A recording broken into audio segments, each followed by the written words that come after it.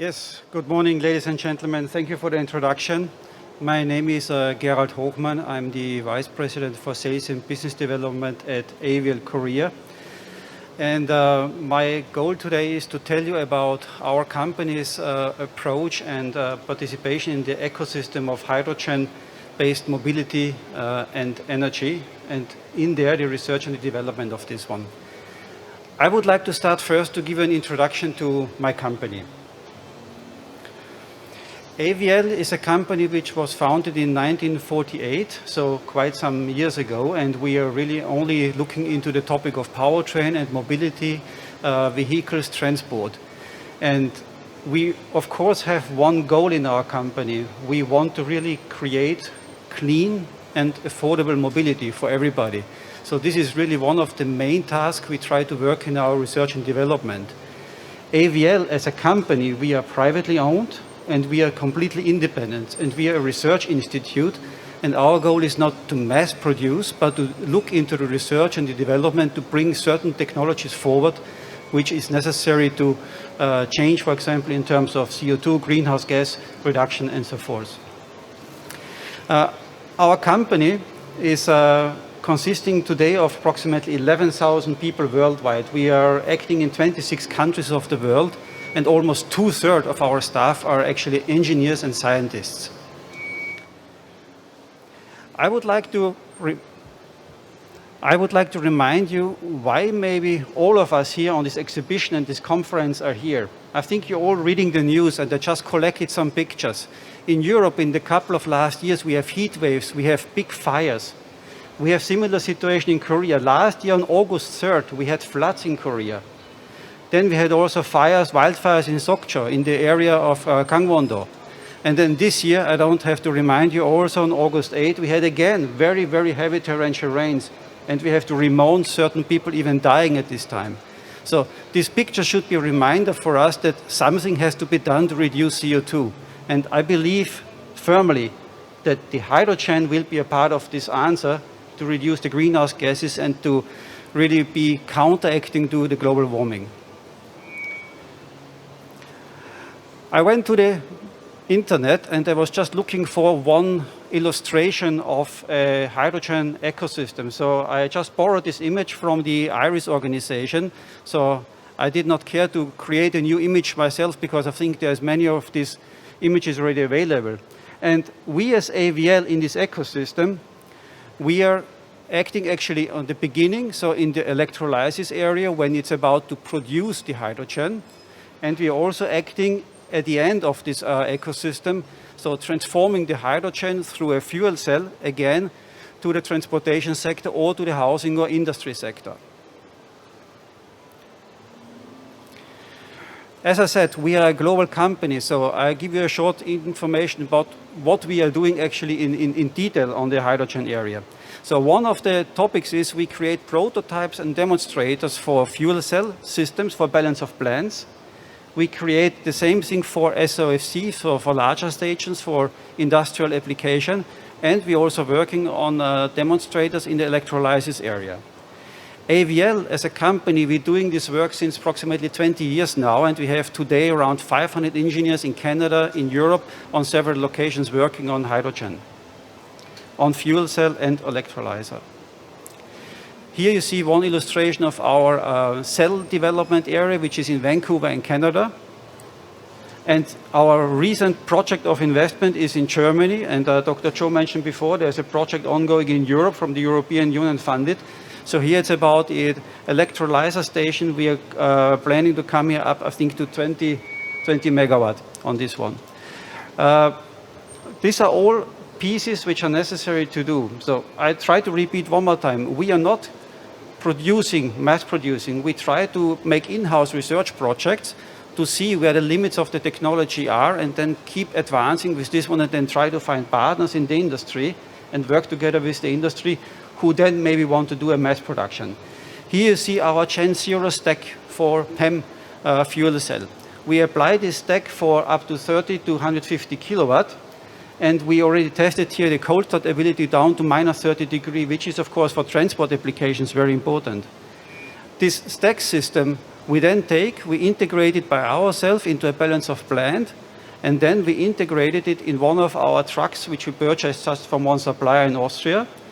And we have now here a complete truck demonstrator where we have the tank, we have the fuel cell, we have the battery integrated, and also, of course, the powertrain with the e-motors. And in this whole constellation, we're verifying and we're looking how to improve the efficiency, how to calibrate also the fuel cell control unit in there, and also how to look for the thermal cooling, heating, and so on, to be able that you can run this truck in a safe manner when you really go into mass production. Another project we are taking part of is the TECO 2030 project. This is a fuel cell development on PEM basis for 325 kilo in the marine sector. So here again we use our Gen 0 stack and we just modularize it and build it up to reach the 325 kilowatt. And this is one of the areas where AVL in the marine area has already done quite some work in the pre-time before actually this project started. Another project, and I believe this is a very interesting one, is the BALIS project in Germany, which is organized by the German Agency for Aviation and Space Travel. Here the idea is to create an airplane for a distance of 1,000 kilometer reach for 40 to 60 passengers. And in this project there's more or less all the different components set up in the situation, and AVL, we are working here on the testing system for the fuel cell, which basically create the full power for the 1.5 megawatt, which is the composite power which is used in the airplane afterwards. So I believe one of the very interesting projects we are able to take part here. So before building prototypes, or when you have prototypes, you also need to test the prototypes. So, and on the fuel cell, it starts of course also with the cell of the fuel cell. So for this one, we have a very tight partnership with Greenlight Innovation in Canada. And with this company, we have the possibility to supply cell testers, stack testers from the small stack, single stack, all to the full stack. And Greenlight Innovation is also working on, for example, complete turnkey stations for the electrolyzers in the development, in the research and development area. On the AVL side, so when we move now from Canada over to my home country, Austria, there we're working on test stations for the complete balance of plant. So we try to create around the balance of plant the testing environment by using certain conditioning and measuring instrumentation, analytic devices, to understand how the balance of plant is working. The engineer, however, they're telling us only to operate the balance of plant is not enough. They need possibilities to work on the way how to control the fuel cell, so with the fuel cell control unit.